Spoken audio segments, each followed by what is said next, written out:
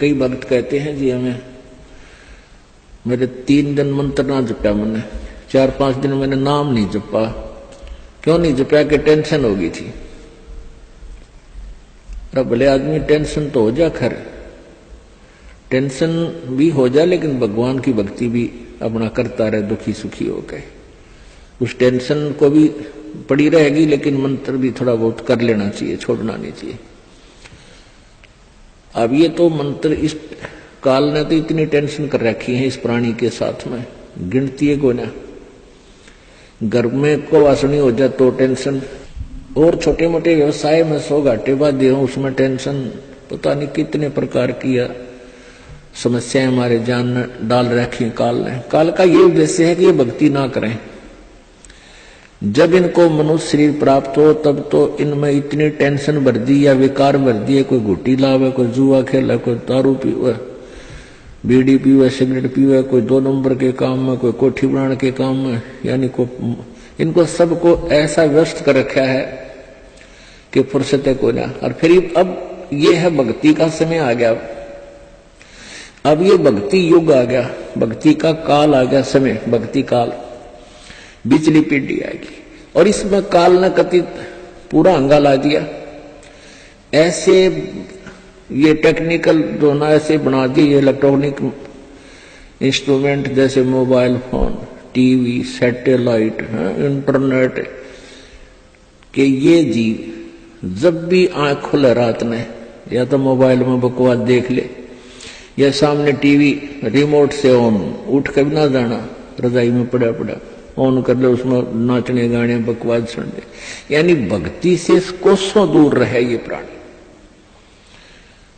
अब इसने कितना कुछ, अभी 20-30 वर्ष से आप देख रहे हो कितना कुछ इस साइंस ने तरक्की कर दी, या काल गिवन है, इस काल ने दे रखी है। और परमात्मा ने भी ये समय इसीलिए चुना था कि अब ये जो साइंस के इंस्ट्रूमेंट हैं ये हमारा काम आएंगे। एक जगह बैठे और लाखों करोड़ों जगह टीवी में परमात्मा की महिमा को घर बैठे सुन सका करोगे। हम इनमें बकवास क्यों देखेंगे? हम भगवान देखेंगे, परमात्मा की चर्चा सुना करेंगे, तो हम इसका सदुपयोग करेंगे। तो पुण्यात्मा ये परमेश्वर कहते हैं, जिन हर जैसा सुमरिया और ताको तैसा लाभ, ओसा प्यास न भाग ही जब लग दसैनी आब। जिन्होंने जैसी भी भगवान की भक्ति की है उनको उतना ही लाभ अवश्य मिलेगा। और ओस पीने से प्यास नहीं बुझती, ओस चाटने से प्यास नहीं बुझती। प्यास बुझेगी गट गट गिलास पीने पानी के गिलास पीवा, जब प्यास बुझेगी। तो हम पहले क्या करते थे, दान धर्म कितना करते थे, 2 रुपये चढ़ा दिए को 5 मुश्किल थे, 10 चढ़ा दिए तो बड़े खुश होया करते थे। या 100 रुपये का प्रसाद बांट दिया हनुमान जी के मंगलवार ने, तो ये हमारी पूजाएं थी। तो ये तो हम ओस चाट रहे थे। और अब आप देख रहे हो पाठ के पाठ करवाए जा रहे हैं, भगवान के हवन के लिए जोत के पैसे, जो जोत का घी दान किया जा रहा है, ये गिलास के गिलास पिए जा रहे हैं और इनसे प्यास बुझेगी। कोई पाठ करवा रहा है, कोई वैसे गुप्त दान, खूब वैसे दान दे रहे हैं, तो ये गिलास के गिलास पानी के पिए जा रहे हैं, इनसे प्यास बुझेगी, इनसे आपको पूर्ण लाभ होगा। और सतभक्ति मंत्र करेंगे, आजीवन मर्यादा बढ़ेगी। अब ये टेंशन तो काल ने या पैदा कर रखी है कि भक्ति ना कर सके, लेकिन इन टेंशनों में ही आपने भक्ति करनी है पड़ेगी। चाहे रो के करो, चाहे खुश होकर कर लो, दुखी होकर कर लो। मान लीजिए कोई घर का सदस्य उपदेशी नहीं था, उसकी मृत्यु होगी, दुख तो बहुत आता है, क्योंकि हमारा एक हमारे अंदर एक ऐसी व्यवस्था बन गई, हम रह नहीं सकते, रोना भी पड़ेगा, भाई खूब बुरा हाल विलाप भी करेंगे, लेकिन फिर भगवान भी फिर याद रखे, परमात्मा ये क्या ले गए इतने दिन, उन बातों ने ध्यान रखे कि ये क्या लेके गया।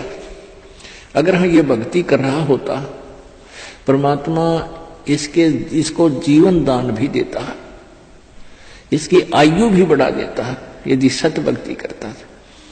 और ये लेके क्या गया, सारा जीवन बर्बाद कर गया। तो इस प्रकार इन सब विचारों को ध्यान में रख के, सब बातों को विचार करके और भजन जरूर करें।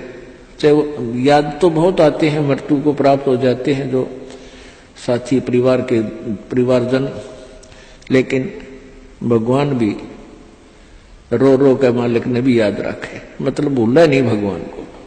और भी कई प्रकार की टेंशन हो जाती है, किसी प्रकार की कई चिंताएं होती हैं, लेकिन चिंताएं तो हैं, चिंता भी नाम से ही समाप्त होंगी और परमात्मा की भक्ति तक करनी पड़ेगी, इन चिंताओं में करनी पड़ेगी। एक समय एक दरोगा जी जून के महीने में यानी गर्मी के मौसम में घोड़ी पर सवार होकर जा रहा था किसी दूसरे गांव में। रास्ते में किसान ने रहट जोड़ रखा था, रहट, हरहट। वो रहट क्या होता था कि उसमें एक पुली होती थी लोहे की, उस पुली के ऊपर के ऐसे एक चैन डाल दी जाती थी और उसको कोल्लू की तरह, एक कोल्लू आपने देखियो हाथ के बैलों वाले कोल्लू, उस तरह कोल्लू की तरह बहल से चलाया जाता था और वो रहट का व्हील घूमता था वह पुड़ी, और उसके ऊपर चैन लगी होती थी। नीचे एक कुआं होता था, वो चैन इतनी लंबी होती थी कि कुएं के जल को छूती थी नीचे तक, और उसके बाल्टियां वेल्ड कर दी जाती थी चैन के ऊपर। और वो बैल से बैलों को चलाया घुमाया जाता था कोल्लू की तरह, तो वो व्हील घूमता था, वो पुड़ी घूमती थी, वह चैन साथ में घूमती थी और नीचे से पानी आकर के खेतों में डलता था और खाली बाल्टियां वापस चली जाती थी और भरी बाल्टियां चैन के साथ ऊपर आती थी, ऐसे चलती थी। तब वो पानी खेतों में सिंचाई के काम आता था। तो किसान की घोड़ी को प्यास लगी, किसान को भी प्यास लगी। उसने देखा कि सामने रहट चल रहा है और पानी पीवेंगे, घोड़ी को भी पिलाएंगे। अब जो ही उस घोड़ी को निकट लाया वो दरोगा यानी वैसे तो रहट के अंदर से आवाज आया करती थी, वैसे जुगाड़ होया करते थे। वो व्हील व्याल चढ़ा रखे थे, वो चर चू करके वह काफी जोर की आवाज आती थी उससे। वह घोड़ी उस चरचू ने सुनकर, चींचू ने सुनकर, और वह फड़क गई, एक किला दूर जाके डटी। दरोगा जी गुस्से में हो गए, करे किसान या चू चू बंद कर दे भाई, ची चू बंद कर दे, मेरी घोड़ी डर रही है, मैंने पानी पीना और पिलाना है। अब किसान ने वो बैल रोक दिए, जो बैल चल रहे थे, कोल्लू को सा फिरा रहे थे, उससे वो चलने से आवाज आ रही थी, पानी भी आ रहा था। तो किसान ने वह बैल रोक दिया, तो पानी आना, जल आना भी बंद हो गया और आगे जल सीधा खेत में जा रहा था। खेत में जल साथ साथ वह जमीन प्यासी थी, पी रही थी। जल घोड़ी के पीने योग्य एकत्रित नहीं रहा, घोड़ी निकट आई, जल था नहीं। दरोगा जी ने कहा कि किसान जल निकाल। उसने फिर बैल का डंडा मार दिया, बैल चला तो चू ची चू, फिर हुई घोड़ी, फिर भागी। वो किसान को उसने कहा दरोगा ने गया चू चू बंद करवा, ची चू बंद कर। उसने फिर बैल रोक दिया, वो फिर घोड़ी लिया, पानी पाया नहीं।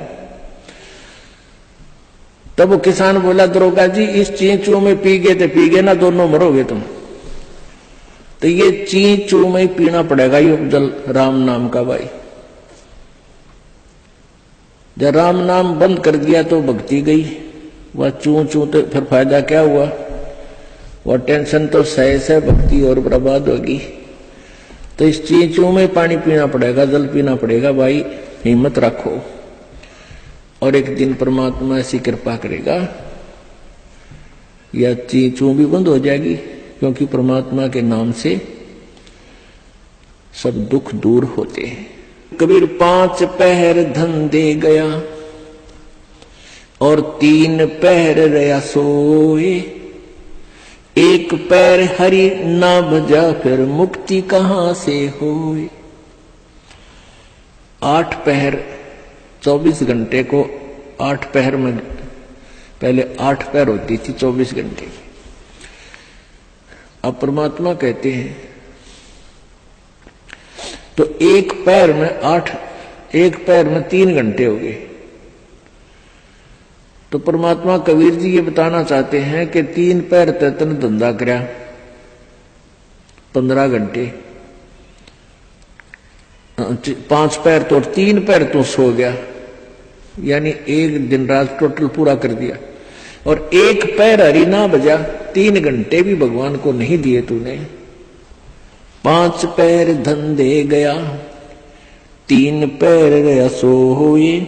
1 पैर हरि ना जप्यो, मुक्ति कहां से होई। यानी टोटल 3 घंटे परमात्मा ने बता दिए कि पूरे 24 घंटे में 3 घंटे आप भगवान के भजन में अवश्य लगाओ। और उनका ये नहीं है कि स्पेशल एक जगह बैठ के लगा लो, बहुत समय होता अपने पास। जैसे आप जी कोई मजदूरी के लिए जाते हो, घर से वहां तक घंटा 1 लगे, मालिक का सिमरण करता जा। बस में बैठकर जा रहे हो कहीं काम, बस वहां भक्ति करें। खेतों में जा रहे हो, खेतों से घर से लेकर वहां तक जो खूब भक्ति करे, अपना मंत्र ने याद रखे। और बहुत से ऐसे कार्य हैं जो काम करते करते भी हम भगवान की भक्ति कर सकते हैं। जैसे खेत में आली हल जोतता है, हमने देखे पहले ही आली में लक्ष्मी चंद की रागनी गाए जाते, हल भी जोड़े जाते। तो वह भगवान की भक्ति भी करे, कभी आरती करने लग जाए, कभी भगवान की वाणी बोलने लग जाए। कोई फिल्मी गाने गावे है, कोई और बकवास सोच रहा है। तो इस प्रकार हमने अपना सुमरण में 3 घंटे का समय निकालना चाहिए। जैसे सुबह का नित्यनेम आध पौना घंटा लगता है, 15 मिनट की असुर निकंदन मणि 1 घंटा तो हो गया। आज 35 मिनट की आरती होती है, 1.5 घंटा। बाकी 1.5 घंटा आपका सिमरण भी हो जाए ना, सिमरण आध घंटा मंत्र, 1 घंटे का श्वास का सिमरण। तो इतना भी आप कंटिन्यू कर लोगे तो भी आपका बेड़ा पार।